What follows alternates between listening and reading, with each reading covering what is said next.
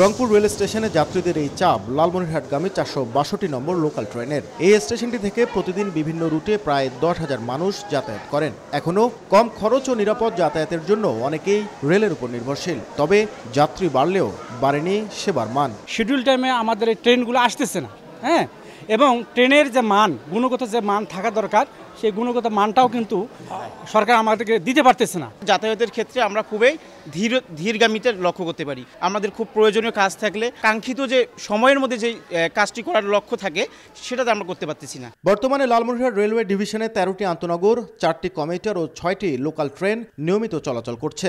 22টি ইঞ্জিনের মধ্যে 20টি সচল থাকলেও অধিকাংশই মেয়াদ উত্তীর্ণ। নিরবিচ্ছিন্ন সেবা দিতে প্রয়োজন আরও অন্তত 15টি ইঞ্জিন। এই স্টেশন সুপারিনটেন্ডেন্ট বলছেন, ইঞ্জিন সংখ্যা বাড়লে সেবার মান বাড়বে। মিনিমাম 10 থেকে 12টা ইঞ্জিন দরকার। আমরা মিটার গেজ, মালগাড়িগুলো আসতে পারতেছে না। তারপর আমরা প্যাসেঞ্জার ট্রেনগুলো মাইর খাচ্ছে রাস্তায়, যার 2-3 ঘন্টা গাড়িগুলো মাইর খেয়ে যাচ্ছে। যাত্রী তো অতৃপ্ত হয়ে যাচ্ছে। যদি ঠিকমতো চলতো তাহলে যাত্রী প্রচুর হতো।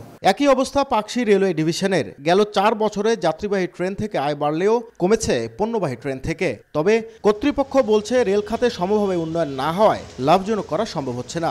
এছাড়াও রয়েছে নানা সংকট। এক কোচ নাই, 2 লোকোমোটিভও নাই, আবার জনবলও স্বল্পতা। যে কোনো উন্নয়ন একসাথে প্যারালালি সব মিলায় হলেই তবেই সেই উন্নয়নের আউটপুটটা ভালো আসে। বিশেষজ্ঞদের মতে, দুর্নীতি ও অব্যবস্থাপনা রোধ করা না গেলে রেল খাতকে লাভজনক করা সম্ভব হবে না। অব্যবস্থাপনার কারণে গত এক যুগে প্রায় 17,000 কোটি টাকা রেল খাতে লোকসান গুনেছে। এই লোকসান থেকে যদি আপনাকে উত্তরণ করতে হয়, তাহলে পণ্য পরিবহনে যে সক্ষমতা এটি বাড়াতে হবে। উত্তরাঞ্চলে চলাচলকারী অধিকাংশ ইঞ্জিন পুরনো হওয়ায় যোগাযোগে গতি কমেছে। ফলে শতভাগ শিডিউল বিপর্যয় কাটিয়ে ওঠা সম্ভব হচ্ছে না। একদিকে যেমন রয়েছে চরম ইঞ্জিন সংকট, অন্যদিকে রেল যোগাযোগের ক্ষেত্রে যেসব ইঞ্জিন ব্যবহার করা হচ্ছে সেগুলোর অধিকাংশই মেয়াদ উত্তীর্ণ।